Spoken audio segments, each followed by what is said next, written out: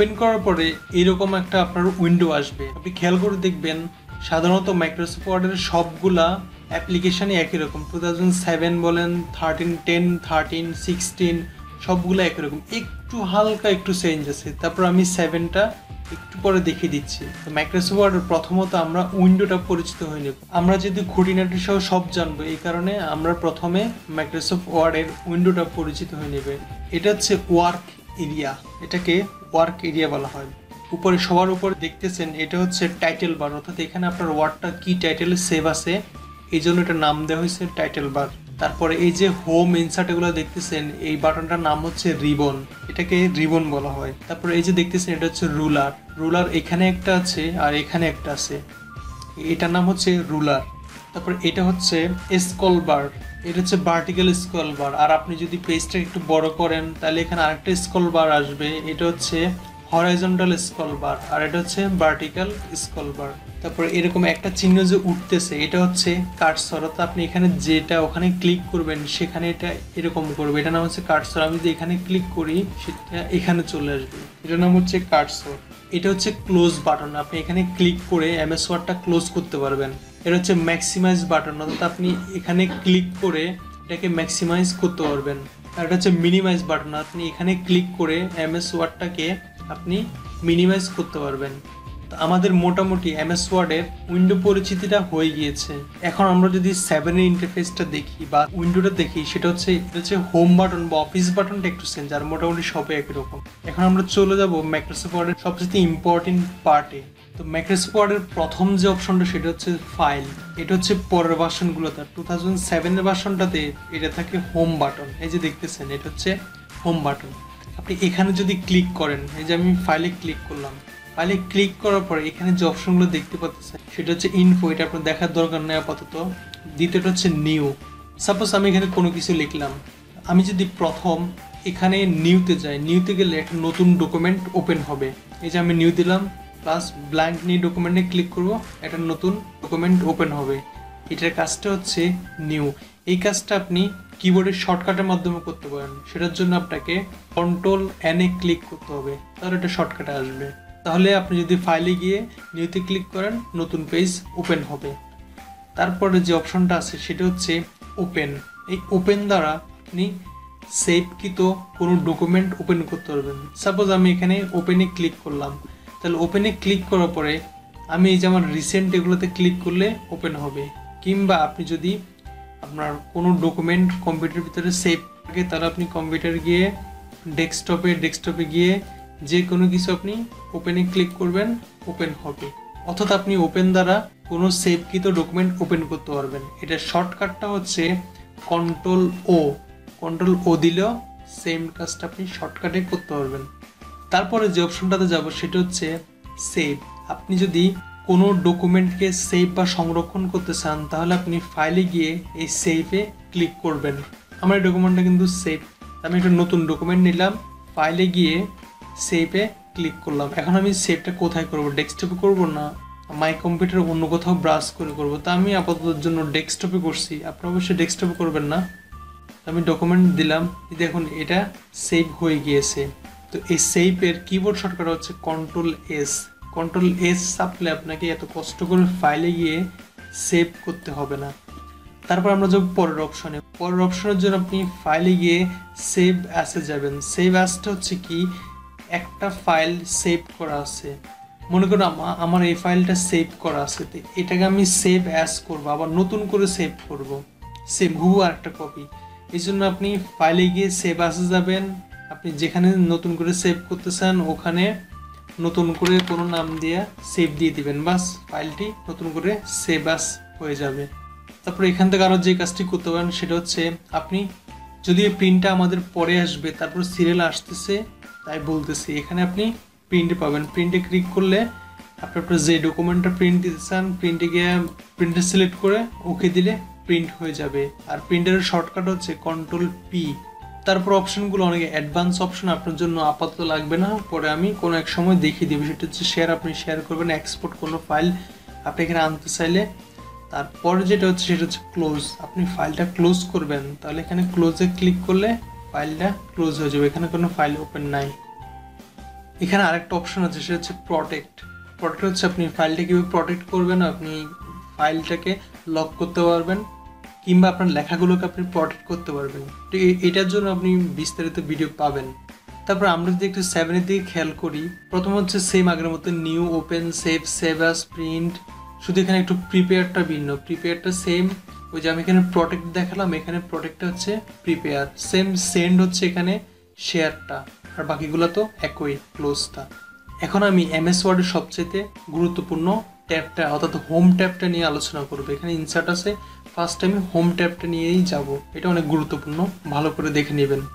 এখন আমরা যে প্রথম অপশনটা দেখতে পাচ্ছি সেটা হচ্ছে এই যে দেখেন একটা সিজার চিহ্ন, অর্থাৎ এটাতে আপনি কাট করবেন, এটার নাম হচ্ছে কাট। এটা এখন ইনঅ্যাক্টিভ আছে। আমি কোনো কিছু সিলেক্ট করলাম, সিলেক্ট করার পর দেখুন এটা কিন্তু অ্যাক্টিভ হয়ে গিয়েছে। আমি আবারও বলছি, আপনি যদি মাইক্রোসফট অফিসের যে কোনো একটা প্রোগ্রাম আগে জেনে থাকেন বা পারেন, তাহলে অন্যগুলো কিন্তু অনেক সহজ হয়ে যায়। যেন আপনি এক্সেল বা পাওয়ার পয়েন্ট বা যে কোনো কোথাও যদি আপনি বেসিক এগুলো জানেন, কাট, কপি, পেস্ট, সিলেক্ট, এগুলো সাধারণত সব জায়গায় একই রকম, জাস্ট আপনি একটা পারলে আর একটা সহজ হয়ে যাবে। তারপরেও দেখতে থাকুন। তো এখানে কাট করার জন্য প্রথমে আপনি কি কাট করতে চান, অর্থাৎ আপনি কতটুকু লেখা কাট করতে চান সেটা আপনি সিলেক্ট করবেন। আমি যদি এতটুকু কাট করতে চাই এটা সিলেক্ট করবো, বা এতটুকু করলে সিলেক্ট করবো। সিলেক্ট করে এই কাট অপশনে ক্লিক করবেন। আমি কাট দিলাম, আমার লেখাটা কাট হয়ে গিয়েছে। এটা হচ্ছে কাট। আপনি কোনো কিছু কেটে ফেলবেন, তবে কাট করলে এটা কিন্তু কপি আকারে থেকে যায়, কিন্তু কাট হয়ে চলে যায় কিন্তু কপির মতো থেকে যায়। আর এটা কিবোর্ড শর্টকাট হচ্ছে Ctrl+X। তারপর যেটা দেখছেন সেটা হচ্ছে পেস্ট। আপনি পেস্টটা হচ্ছে আপনি কোনো লেখা যদি কপি করেন এটাতে ক্লিক করে পেস্ট করতে পারবেন, কিংবা কাট করলেও এটা পেস্ট হবে। এই যে আমি যেটা কাট করেছি সেটা এখানে পেস্ট করলাম, এই দেখুন কাট করা লেখাটা পেস্ট হয়ে গেছে। এটার কিবোর্ড শর্টকাট হচ্ছে Ctrl+V।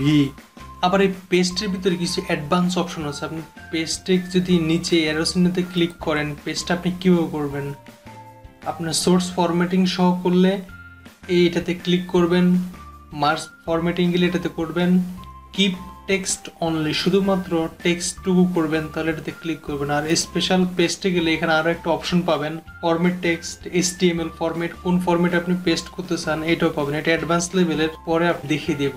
তারপরে যেটা হচ্ছে সেটা হচ্ছে কপি।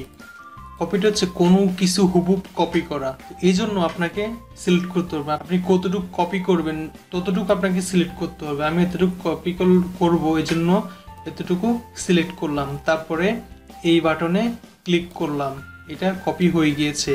আর এটা কিবোর্ড শর্টকাট হচ্ছে Ctrl+C। আমি কপি কেন করবো, আমি নিচে এই লেখাটা আমার আরও প্রয়োজন, এই জন্য আমি পেস্টে ক্লিক করলাম। সেম আমার কপিকৃত জিনিসটি পেস্ট হয়ে গিয়েছে, এটা হচ্ছে কপি। তারপর যে অপশনটা সেটা হচ্ছে ফরম্যাট প্রিন্টার। ফরম্যাট প্রিন্টারের কাজ হচ্ছে আগে যে একটা ফরম্যাট আছে ওটাকে হুবহু ওই ফরম্যাট করা, এটা হচ্ছে এটার সংক্ষেপে নিয়মটা। সাপোজ আমি এই লেখাটুকু মনে করেন আমার অনেক বড় এবং বোল্ড, আমি এটাকে এটার ফরম্যাটে করব, তো এখানে আবার কষ্ট করে ফন্ট দিয়ে বড় করতে হবে। এটা না করে আমি এটা সিলেক্ট করব, এই ফরম্যাট প্রিন্টারে ক্লিক করব, যেটাকে ফরম্যাট প্রিন্টার বা এরকম করতে চাই সেটাকে এইভাবে সিলেক্ট করে দিব। ওটা দেখুন ওটার মতো হয়ে গিয়েছে।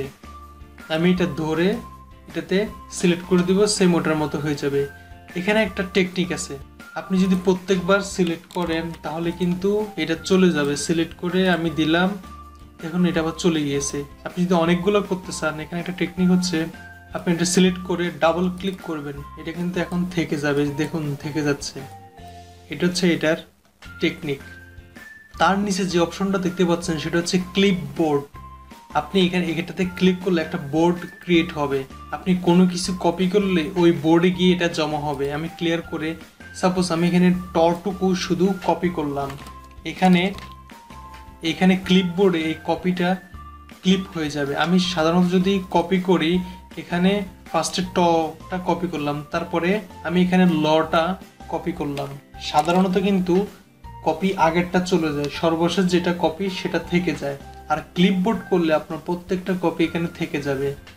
আমি ফার্স্টে টটা কপি করেছি, ক্লিপবোর্ড থাকলে আমি ইউতে প্রথমটাতে ক্লিক করলে দেখুন টটা চলে এসেছে। পরেরটা আমি ক্লিপবোর্ড করছিলাম বা কপি করছিলাম, তো এখানে ক্লিক করলে লটা চলে আসবে। এটা হচ্ছে ক্লিপবোর্ডের কাজ। তারপর অপশনটা হচ্ছে ফন্ট। পুরা অপশনটা হচ্ছে ফন্টের, ফন্ট সম্পর্কিত এখানে কাজ। এটা কিন্তু অনেক গুরুত্বপূর্ণ, আর একটু ভালো করে দেখুন। অর্থাৎ আমি এখানে যদি কোনো ফন্ট চেঞ্জ করতে চাই, পরিবর্তন করতে চাই, সেটা ইউজ করব। সাপোজ আমার এই ফন্টটা ভালো লাগছে না, আমি সিলেক্ট করব। সিলেক্ট করার পরে এই ফন্টে ক্লিক করব। ক্লিক করে এটা আমার যেই রকম পছন্দ ওরকম ফন্ট আমি দিলাম। এভাবে আপনি ফন্টের কাজটা করতে পারবেন। তো এখানে আপনি সেম, আপনার যদি কোন বাংলা ফন্ট থাকে আপনি ইংলিশ দিলে কিন্তু হবে না, আপনি বাংলা ফন্টটাই দিতে হবে, তাহলে ফন্টটা চেঞ্জ হবে। ফন্টের আরও একটা চেঞ্জের অপশন আছে, সেটা আমি পরে দেখাচ্ছি। তারপর অপশনটা হচ্ছে সাইজ, অর্থাৎ আপনার ফন্টের সাইজটা কত হবে সেটা আপনি এখান থেকে দিয়ে দিতে পারেন। আমি কোন ফন্টটার সাইজ দিব সেটা সিলেক্ট করলাম। তারপরে ফন্টে গিয়ে আমি ফন্ট 8, 10, 12, 14, 30 এভাবে নিচের দিকে যাবেন। সাপোজ আমি 72 দিলাম, ফন্টটা 72 হয়ে গিয়েছে। সাপোজ আপনি এখানে 80 দিবেন, তাহলে কি করবেন? খুঁজে পাচ্ছেন না, তাই তো? কোনো টেনশন নেবেন না। এখানে কার্সর দিয়ে ক্লিক করে ম্যানুয়ালি আপনি 80 বসিয়ে দিবেন। তাহলে দেখুন আমার ফন্টটা 80 হয়ে গিয়েছে। বা আপনি আগের মতো সিলেক্ট করে আপনি এখানে 10 দিবেন। এই যে ফন্টটা 10 হয়ে গিয়েছে, তো আপনি এটা দেখে নেবেন। তারপর অপশনটা হচ্ছে এক ফন্ট করে বড় করা, অর্থাৎ আমি এখানে এক ফন্ট করে বড় করব। এক ফন্ট করে বড় করার জন্য আপনি এখানে ক্লিক করবেন, তাহলে এক ফন্ট করে বড় হবে। আর যদি এই অপশনে আপনি ক্লিক করেন এক ফন্ট করে ছোট হবে। এটার একটা কিবোর্ড শর্টকাট আছে, সেটা হচ্ছে আপনি সিলেক্ট করে কন্ট্রোল থার্ড ব্র্যাকেট লাস্ট, অর্থাৎ থার্ড ব্র্যাকেট লাস্ট শেষেরটা যদি আপনি ক্লিক করেন এক ফন্ট করে বড় হবে। আর কন্ট্রোল থার্ড ব্র্যাকেট ফার্স্ট, অর্থাৎ যেটা দিয়ে শুরু হয় ওটাতে ক্লিক করলে এক ফন্ট করে ছোট হবে। তারপরে যে অপশনটা দেখতে পাচ্ছেন সেটা হচ্ছে চেঞ্জ কেস। চেঞ্জ কেস হচ্ছে, দেখুন আমার এখানে কিন্তু কিছু ফন্ট প্রথমটা বড় হাতের, তারপরেরগুলো কিন্তু ছোট হাতের, আবার এটা বড় হাতের, সবগুলা ছোট হাতের। এইগুলো আমি চেঞ্জ করে সবগুলা বড় অক্ষরে দেব, ক্যাপিটাল লেটারে দেব। তাহলে আমি সবগুলো সিলেক্ট করব। সিলেক্ট করে এই চেঞ্জ কেসে যাব, তারপর সেন্টেন্স কেস দিলে শুধুমাত্র প্রথমটা বড় হবে, বাকিগুলা ছোট হবে। দেখুন, আর আমি সেন্টেন্স কেসে গিয়ে যদি লোয়ার কেস দিই সবগুলো ছোট হয়ে যাবে। সেন্টেন্স কেসে গিয়ে আপার কেস দিলে সব বড় হয়ে যাবে। সেন্টেন্স কেসে গিয়ে ক্যাপিটাল ইচ ওয়ার্ড প্রত্যেক অক্ষর বড় হবে। ওখানে গিয়ে টুবেল কেস দিলে শুধু প্রথমটা ছোট হবে, বাকিগুলা বড় হবে। এটা হচ্ছে চেঞ্জ কেসের কাজ। এটার একটা কিবোর্ড শর্টকাট বা একটা টেকনিক আছে। আপনি যদি শিফট F3-তে ক্লিক করেন তাহলে একবার বড় হাতের হবে, একবার ছোট হাতের হবে, আবার সেন্টেন্স কেস হবে। এভাবে আপনি কাজটা করতে পারবেন। তারপরে যে অপশনটা সেটা হচ্ছে যে ক্লিয়ার ফরম্যাটিং। আমি এখানে সিলেক্ট করে এই ক্লিয়ার ফরম্যাটিং ক্লিক করব। কোনো ফরম্যাট থাকবে না, আপনার MS ওয়ার্ডের যেটা ডিফল্ট সেটা হয়ে যাবে, নর্মাল ফন্ট হয়ে যাবে এবং নর্মাল সাইজ হয়ে যাবে, অর্থাৎ এটা হচ্ছে ক্লিয়ার ফরম্যাটিং। তারপরে যে অপশনটা সেটা হচ্ছে যে বি, অর্থাৎ বোল্ড। আপনি বোল্ড করার জন্য সিলেক্ট করে এখানে বিতে চাপবেন, বোল্ড হবে, আবার বিতে চাপবেন, আনবোল্ড হবে। এটার কিবোর্ড শর্টকাট হচ্ছে কন্ট্রোল বি চাপলে বোল্ড হবে। তারপর অপশনটা হচ্ছে ইটালিক। আপনি লেখাটা বাঁকা করে দেবেন, ইটালিক হবে, এই জন্য সিলেক্ট করে আই চাপবেন, ইটালিক হবে, আবার আই চাপবেন, ইটালিক উঠে যাবে। এটার কিবোর্ড শর্টকাট হচ্ছে কন্ট্রোল আই। তারপরটা হচ্ছে আন্ডারলাইন। আপনি যদি এখানে সিলেক্ট করে আন্ডারলাইনে ক্লিক করেন, এটা আন্ডারলাইন, নিচে একটা আন্ডারলাইন হবে, যতটুকু সিলেক্ট করবেন ততটুকু আন্ডারলাইন হবে।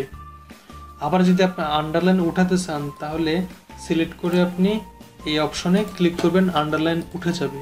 এটার কিবোর্ড শর্টকাট হচ্ছে কন্ট্রোল ইউ। আপনি কন্ট্রোল ইউ দিলে আন্ডারলাইন হবে, কন্ট্রোল আবার ইউ দিলে আন্ডারলাইন উঠে যাবে। তবে এখানে কিন্তু আরও একটা অপশন আছে, সেটা হচ্ছে আপনি সিলেক্ট করে অ্যারো চিহ্নতে ক্লিক করবেন। তারপরে আপনি আন্ডারলাইন কোনটা দিতে চান, ডাবল আন্ডারলাইন দিতে চাইলে এখানে ক্লিক করবেন, ডাবল আন্ডারলাইন হবে, আবার ক্লিক করবেন, উঠে যাবে, এখানে ক্লিক করবেন। কিংবা যদি আপনি আর দিতে চান তাহলে এখানে সিলেক্ট করে এখানে ক্লিক করে এই যে এটা চাপ দিলে মোটা হবে, আপনি প্রিভিউ দেখতেছেন এই যে এরকম হবে। কিংবা আপনি যদি আরও কালার দিতে চান এই কালার হয়ে যাবে।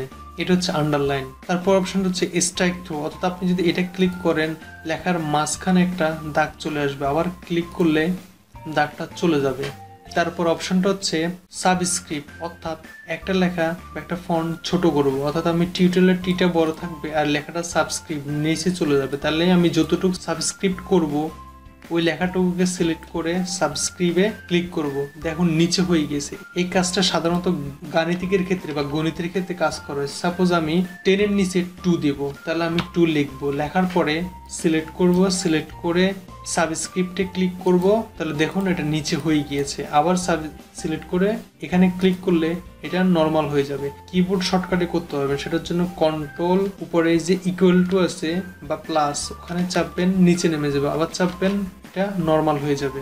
তারপর এটা যে সুপার স্ক্রিপ্ট, অর্থাৎ আপনি এটা উপরে উঠাবেন, আপনি স্কোয়ার দিবেন, 10 এর স্কোয়ার দিবেন, তাহলে আপনি যতটুকু দিতে চান। আমি এখানে 2 দিব, 2 সিলেক্ট করে এখানে ক্লিক করব, সুপার স্ক্রিপ্ট অর্থাৎ উপরে উঠে গেছে স্কোয়ারের মতো। আবার ক্লিক করলাম, নর্মাল হয়ে গেছে। সেম আগের মতো কিবোর্ড শর্টকাট আপনি করতে চাইলে কন্ট্রোল শিফট, ওই যে ইকুয়াল টু বা প্লাস আপনি ক্লিক করবেন, উঠে যাবে, আবার ক্লিক করবেন, নর্মাল হয়ে যাবে। সব কিছুর জন্য আগে প্রথমে সিলেক্ট করে নেবেন, তারপর আমি সিলেক্ট করলাম। পর অপশনটা হচ্ছে টেক্সট ইফেক্ট অ্যান্ড টাইপোগ্রাফি। এখানে ক্লিক করার পরে এই যে দেখতেছেন ফন্টটা কিন্তু চেঞ্জ হয়ে যাচ্ছে। আপনি এখান থেকে ফন্টগুলো এরকম চেঞ্জ করে নিতে পারেন। আমি একটু সিলেক্ট করে নিই, এই জন্য হয় নাই। এখানে আরও একটু কাজ আছে, আপনি এখানে যদি মাউস নেন, আউটলাইন করতে চাইলে আপনি আউটলাইন হবে, শ্যাডো দিতে চাইলে শ্যাডো হয়ে যাবে লেখাগুলার, কিংবা আপনি যদি এখানে রিফ্লেকশন দিতে চান রিফ্লেক্ট হবে। এগুলো আপনি দেখে নেন, দেখে নিলে বুঝতে পারবেন। তারপর অপশনটা হচ্ছে কালার করবেন, text highlight colour. Text highlight কালারে ক্লিক করলে আপনি যে কালার করবেন সেই কালার উপরে মাউস নিয়ে ছেড়ে দিলে কালারটা হয়ে যাবে। তারপর অপশন হচ্ছে ফন্ট কালার। এই যে এতক্ষণ কিন্তু আমার ফন্টটা কালার হয় নাই, নিচে কালার হয়েছে, এখন আমি ফন্টটা কালার করবো। এই জন্য সিলেক্ট করব, সিলেক্ট করে এখানে ক্লিক করে যেই কালার দিতে চাই, এখানে চাইলে আমি মোর কালার আছে আর অন্যান্য কালার আছে, এগুলো আমি দিতে পারবো। কাস্টমে গিয়ে এখান থেকেও দিতে পারবেন। তো আপনি এখানে ক্লিক করে যে কোনো পছন্দের আপনি কালার দিয়ে দিতে পারবেন। এটা হচ্ছে ফন্ট কালার। এখন আমাদের ফন্ট অপশনটা শেষ হয়ে গেছে। তারপর হচ্ছে প্যারাগ্রাফ। প্যারাগ্রাফের প্রথমটা হচ্ছে বুলেট, তো আপনি এখানে লেখার শুরুতে কোনো বুলেট দিবেন। এই বুলেটস দিতে হলে আপনি যতগুলো সিলেক্ট করবেন ততগুলোতেই বুলেট হবে। আপনি এখানে বুলেটে ক্লিক করবেন, দেখুন এই ধরনের একটা বুলেট বা চিহ্ন চলে এসেছে। তা আপনি যদি এরকম না দিতে চান তাহলে আপনি এভাবে সিলেক্ট করবেন, সিলেক্ট করে এই যেখানে তীর চিহ্ন বা অ্যারো চিহ্ন আছে ওখানে ক্লিক করবেন। ক্লিক করার পরে আপনি এই যে পছন্দ মতো আপনি এগুলা দিতে পারবেন, যেটা আপনার পছন্দ হয় বা ভালো লাগে আপনি সেটা দিয়ে দিবেন। এভাবে আপনি বুলেটটা হবে। তারপর আপনি চান না আপনি বুলেট দিবেন না, আপনি এখানে নাম্বার দিবেন, তাহলে এই যেখানে নাম্বারে ক্লিক করবেন, নাম্বারটা হয়ে যাবে। এখানে ইংলিশ আছে জন্য এটা ইংলিশ হয়েছে, এখানে বাংলা আছে এই জন্য বাংলাটা হয়ে গিয়েছে। তো আপনি যদি এরকম না দিয়ে আরো বিস্তারিত দিতে চান, এই চিহ্নে ক্লিক করবেন, এখান থেকে বিভিন্ন স্টাইল আছে, আপনি যেরকম দিতে চান সেই রকম হবে। তারপরটা হচ্ছে এরকম একটা স্টাইল আপনি সেম সিলেক্ট করে যে এখানে যেরকম দিতে চান সেরকম হয়ে যাবে। তারপর অপশনটা হচ্ছে আপনি এই যে একটু একটু করে সরাবেন বা ট্যাপ দিবেন, তাহলে আপনি এভাবে সিলেক্ট করবেন, সিলেক্ট করে এই যে এই চিহ্নে ক্লিক করবেন, দেখুন একটু একটু করে কিন্তু ডান দিকে সরে যাচ্ছে। এই কাজটা আপনি কিবোর্ডে ট্যাপ চাপলেও এই কাজটা হবে। তারপর আপনার এইদিকে একটু সরে গেছে, তাহলে আপনি এই সাইডে ক্লিক করবেন, তাহলে একটু ট্যাবে এগুলা সরবে। তারপর হচ্ছে অ্যাসেন্ডিং ডিসেন্ডিং, অর্থাৎ আপনার লেখাগুলো যদি এলোমেলো থাকে তাহলে এগুলো ঠিক হবে। অর্থাৎ শুরু সিরিয়াল, আমি যদি এখানে সাপোজ আমি এখানে লিখলাম এ এস ডি ই এভাবে লিখলাম, কিন্তু লেখাগুলো দেখুন সাজানো নেই। অর্থাৎ আমি এখানে সিরিয়াল ওয়াইজ সাজাবো। সিরিয়াল ওয়াইজ এখানে কিন্তু এর পরে ডি বা ই পড়ে, তো এই জন্য আমি এগুলো সিলেক্ট করে অ্যাসেন্ডিং এ ক্লিক করলাম। তারপর প্যারাগ্রাফ ঠিক রেখে অ্যাসেন্ডিং এ ওকে দিলাম। এখন দেখুন এরপরে ডি, এখানে যদি বি থাকতো তাহলে কিন্তু বি চলে আসতো। আবার আমি ডিসেন্ডিং করবো, এলোমেলো ভাবে নিচের দিক থেকে সাজাবো, তাহলে আমি এইভাবে সিলেক্ট করে অ্যাসেন্ডিং এ যাবো, যাওয়ার পরে যে এখানে ডিসেন্ডিং এ ক্লিক করবো, ওকে দিব, তাহলে কিন্তু উল্টা দিক থেকে চলে আসবে। সেম আমি যদি এগুলো যদি সংখ্যার ক্ষেত্রে করি 1 3 5 7 2 এভাবে দিই, সেম এভাবে কিন্তু কাজটা হবে। এভাবে সিলেক্ট করে আপনি অ্যাসেন্ডিং এ গিয়ে অ্যাসেন্ডিং দিবেন, তাহলে কিন্তু দেখুন একের পর 2 3 চলে এসেছে। তো এটা হচ্ছে অ্যাসেন্ডিং ডিসেন্ডিং এর কাজ। তারপরে যে অপশনটা দেখতে পাচ্ছেন সেটা হচ্ছে অর্থাৎ লেখাটা আপনার পেজের কোথায় থাকবে। আপনি যদি এখানে ক্লিক করেন সেন্টারে, লেখাটা সেন্টারে চলে আসবে, এখানে সেন্টার চলে আসবে। এটার কিবোর্ড শর্টকাট হচ্ছে কন্ট্রোল ই। কন্ট্রোল ই দিলে সেন্টার চলে আসবে, কন্ট্রোল জে দিলে জাস্টিফাই, অর্থাৎ লেখাটা পেজের সমান হয়ে যাবে। আপনি এখানে ক্লিক করলে পুরো পেজে হবে, আপনি এখানে বুঝবেন না। আর যদি লেখা থাকতো, আমি এটা দিলে এই যে দেখুন এখানে একটু ফাঁকা রয়ে গিয়েছে। আর আপনি যদি আমি যদি এখানে ক্লিক করে এই চিহ্নে ক্লিক করি, তার লেখাটা জাস্টিফাই পুরোটা হয়ে যাচ্ছে। এটা কিবোর্ড শর্টকাট কন্ট্রোল জে। তো লেখাটাকে আমি বাম দিকে রাখবো, তাহলে এখানে ক্লিক করব। এটার কিবোর্ড শর্টকাট কন্ট্রোল এল। আমি রাইটে রাখবো, তাহলে এইভাবে ক্লিক করব, এটাতে ক্লিক করব। এটার কিবোর্ড শর্টকাট কন্ট্রোল আর। তারপর অপশনটি বোঝানোর জন্য আমি একটা লেখা নিলাম, সেটা হচ্ছে লাইন অ্যান্ড প্যারাগ্রাফ স্পেসিং। এটা হচ্ছে আপনার লাইনের মাঝে কতটুকু স্পেসিং দিবেন বা কতটুকু প্যারাগ্রাফে স্পেস হবে, সেটার কাজটা হচ্ছে এখানে। অর্থাৎ আমি এই লেখার মধ্যে আমি আরও ফাঁকা দরকার, এই জন্য আমি এখানে যাব। এখানে গিয়ে আমি 1 দিলে একটু ফাঁকা হবে, আর 1.15 দিলে একটু ফাঁকা হবে, 1.5 দিলে আরও বেশি ফাঁকা হবে, 2 দিলে আরও বেশি ফাঁকা হয়ে যাবে। তো আপনি লাইনে কতটুকু স্পেস দিবেন এটার জন্য আপনি এখানে ক্লিক করে স্পেসিংটা দিবেন। না আপনি আপনার এখানে 1.5 না, আপনি এখানে 1.10 দিবেন। তাহলে কি করবেন, লাইন স্পেসিং অপশনে যাবেন, অপশনে গিয়ে আপনি আপনার ইচ্ছা মতো এখানে সিঙ্গেল দিবেন, এখানে 1.05 দিবেন। ওকে দিলেন, আপনি আপনার ইচ্ছা মতো দিবেন। এখানে কিন্তু 1.05 নেই, এটা হচ্ছে লাইন স্পেসিং। এখানে গিয়ে আফটার বিফোর চাইলে আপনি দিতে পারবেন। তো লাইন স্পেসিং অপশনে যদি যান, আপনি এই যে আপনি লেফটে কতটুকু জায়গা রাখবেন, লেফটে আমি 1 রাখলাম, রাইটে 1 রাখলাম, বিফোরে আমি প্রত্যেকটা লাইনের উপরে 1 দিলাম, নিচে 1 করে দিয়ে ওকে দিলাম। দেখুন আমার এখানে 1 ইঞ্চি খালি হয়ে গিয়েছে, উপরে 1 করে আছে। আপনি এখানে গিয়ে লাইন স্পেসিংটা দেখে নেবেন, না বুঝলে ভিডিওতে কমেন্ট করবেন। তারপর অপশনটা হচ্ছে কালার থিম। আমি এখানে সিলেক্ট করলাম, তারপরে এখানে কালারে গিয়ে যে কালার দিতে চাই নিচে সেই কালারটা হবে, এটা হচ্ছে কালার থিম। তারপর হচ্ছে বর্ডার, অর্থাৎ আমি এখানে এই লাইনের নিচে একটা বর্ডার দিব। এই জন্য এখানে গিয়ে এই যে নিচে লেখা দিচ্ছেন অর্থাৎ বটম বর্ডার, এখানে ক্লিক করলাম, দেখুন নিচে একটা বর্ডার ক্রিয়েট হয়ে গিয়েছে। তো আমি যদি উপরে একটা বর্ডার দিব, তাহলে এখানে সিলেক্ট করব কিংবা মাউসের কার্সরটা রাখবো, এখানে গিয়ে টপ টু বর্ডার, উপরে একটা বর্ডার হয়ে গিয়েছে। কিংবা আমি চাই এখানে লেফটে বর্ডার দিতে, শুধু লেফটে বর্ডার হবে, রাইটে দিতে চাইলে রাইটে হবে, চারদিকে দিতে চাইলে চারদিকে এরকম একটা বর্ডার ক্রিয়েট হয়ে যাবে। আবার যদি নাম দিতে চাই, যে এখানে সিলেক্ট করে আমি নো বর্ডার দিব, সবগুলো বর্ডার উঠে যাবে। আবার আমি এখানে যদি সিলেক্ট করি বা মাউস বা কার্সর নিয়ে অল বর্ডার দিই, প্রত্যেকটার নিচে বর্ডার হয়ে যাবে।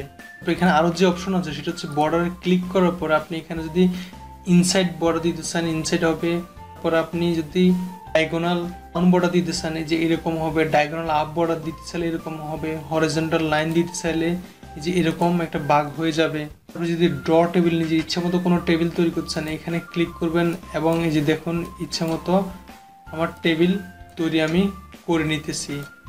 এই দেখুন আপনি এখানে যদি ড্র টেবিল দিতে চান, এইভাবে আপনি যতগুলো ইচ্ছা এভাবে আপনি ড্র টেবিল করে নিতে পারেন এখান থেকে। আবার এখানে গিয়ে অনেকগুলো অপশন আছে, এখানে এগুলো দেখে নিতে পারেন, স্প্লিট করতে পারেন বা ডিলিট করতে পারেন। তারপরে অপশনটা হচ্ছে স্টাইল, তেমন গুরুত্বপূর্ণ না, তারপরে দেখিয়ে দিচ্ছি। অর্থাৎ আপনি এখানে মাউসের কার্সরটা রাখবেন কিংবা সিলেক্ট করবেন, রাখার পর আপনি এখানে স্টাইলে যাবেন, যেরকমে ক্লিক করবেন ওই রকম কিন্তু স্টাইল হয়ে যাবে। আরও স্টাইলে যেতে চাইলে আপনি এখানে ক্লিক করবেন, এই যে এখানে বিভিন্ন ধরনের স্টাইল হয়ে যাবে। তারপর কিন্তু আরেকটা গুরুত্বপূর্ণ অপশন আছে, সেটা হচ্ছে ফাইন্ড। অর্থাৎ আপনি এখানে ফাইন্ডে ক্লিক করবেন, ফাইন্ডে ক্লিক করলে আপনি কোনো কিছু খুঁজে বের করতে পারবেন। অর্থাৎ আপনার এখানে 100টা পেজ আছে, 10টা 20টা 15টা পেজ আছে, আপনি পেজের মধ্যে সাপোজ এক জায়গায় লেখা হ্যাব, এই হ্যাবটা আপনার খুঁজে বের করতে কষ্ট হবে। এর জন্য আপনি এখানে লিখবেন HAVE, হ্যাব দিয়ে এন্টার দিবেন, বা এন্টার না দিলেও ধরবে, এই যে আমাকে দেখিয়ে দিচ্ছে আমার এখানে হ্যাব আছে।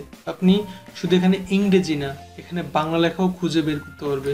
আপনি এখানে যদি কোনো বাংলা লেখাও খুঁজতে চান, অর্থাৎ আমি এখানে খুঁজবো বিখ্যাত, এই জন্য প্রথমে আমার ল্যাঙ্গুয়েজটা চেঞ্জ করে নিলাম, তারপর লিখলাম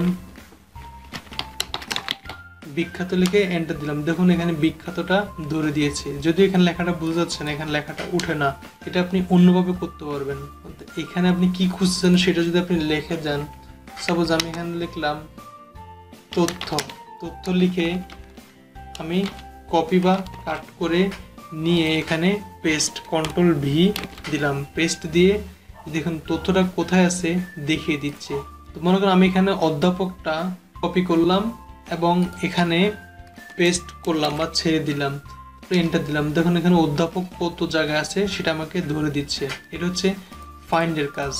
এখন আরও একটি মজার অপশন দেখাবো, সেটা হচ্ছে অ্যাডভান্স ফাইন্ড, অর্থাৎ অ্যাডভান্স ফাইন্ড দিলে আপনি একটু ভালোভাবে খুঁজতে পারবেন। সেটা হচ্ছে আপনি নির্দিষ্ট করে আপনি ফন্ট সিলেক্ট করে দিতে পারবেন। তো আমি এখানে ফন্ট দিয়ে দিলাম। আমি এই 80 ডেজ লেটারের বা টাইম নিউ রোমান্সের, শুধুমাত্র টাইম নিউ রোমান্সের বোল্ডের 10 নম্বর ফন্টটায় সে খুঁজে বের করবে।